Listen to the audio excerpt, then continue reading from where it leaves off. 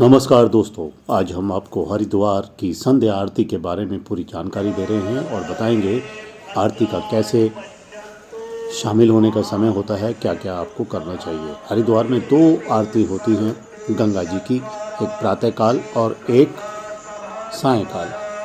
हर की पौड़ी को ब्रह्म कुंड कहते हैं। इस पौड़ी का निर्माण पहली शताब्दी में राजा विक्रम ने करवाया था। अपने भाई भर्तृहरि ने, उनके भाई ने भगवान विष्णु की तपस्या की और तपस्या के बाद भगवान यहाँ प्रकट हुए और उसके बाद यहाँ पर हर की पौड़ी की उन्होंने रचना की।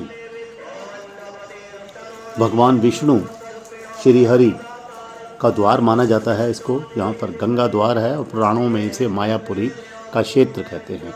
हरि की पौड़ी को ब्रह्म कुंड कहते हैं। यहाँ पर आरती के लिए बहुत सारे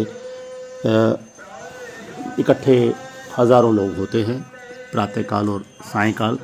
और ये आरती का एक बहुत ही महत्वपूर्ण तरीका होता है। पहले भगवान की आरती की, गंगा मैया की बहुत ही स्तुति की जाती है, मंत्रों के द्वारा, गीतों के द्वारा, श्लोकों के द्वारा, हर तरह से ये आप देख रहे होंगे। ये मैं आपको लाइव दिखाने की कोशिश कर रहा हूँ। ब्राह्मण लोगों का एक तरीका होता है इस, और कोई भी जब हम किसी को पूजनीय मानते हैं तो उसके लिए बहुत सारे विधि विधान के अनुष्ठान होते हैं। इस तरह का ये 1 से सवा घंटे का कार्यक्रम होता है। 5:15 बजे से लेकर 6:15 बजे आरती शुरू होती है और सवा घंटे का ये कार्यक्रम रहता है। पुजारी बड़े बड़े दिए हाथों में लेकर, बहुत भारी दिए होते हैं, आराधना करते हैं। आरती देखकर ऐसा लगता है मानो प्रकृति ने अपने स्थल को अपनी ही रोशनी से जगमग कर दिया है। डूबता हुआ सूर्य एक अच्छा प्रतिबिंब देता है। हरिद्वार की गंगा आरती के बाद ही ऋषिकेश, वाराणसी, प्रयाग, चित्रकूट में भी माँ गंगा की आरती होने लगी। और ये मुख्य आरती क्यों मानी जाती है? क्योंकि हरिद्वार से ही इस तरह की आरती शुरू हुई थी। पुरानी मान्यताओं के अनुसार हरिद्वार ही वो स्थान है जहाँ देवी गंगा का अवतरण हुआ था।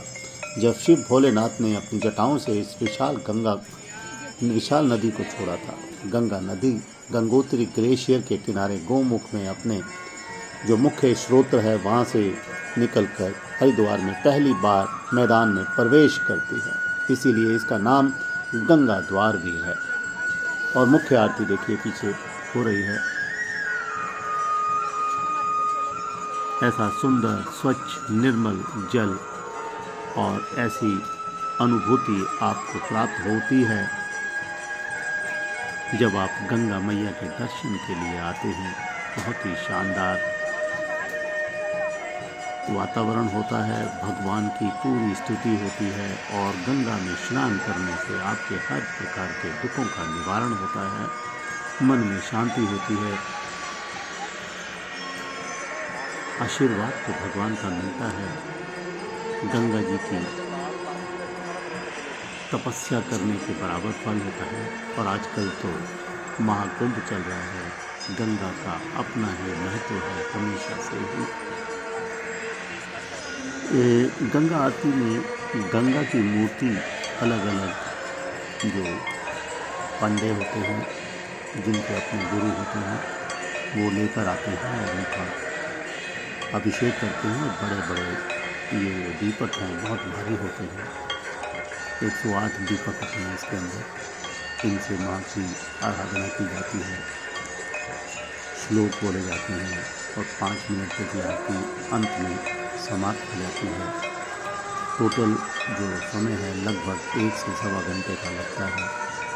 उसके बाद आप अपने लोग भी माँ गंगा को समर्पण करते हैं। मेरे चैनल देखने का धन्यवाद। दोस्तों ने अगर चैनल को सब्सक्राइब नहीं किया तो प्लीज़ कर लीजिएगा।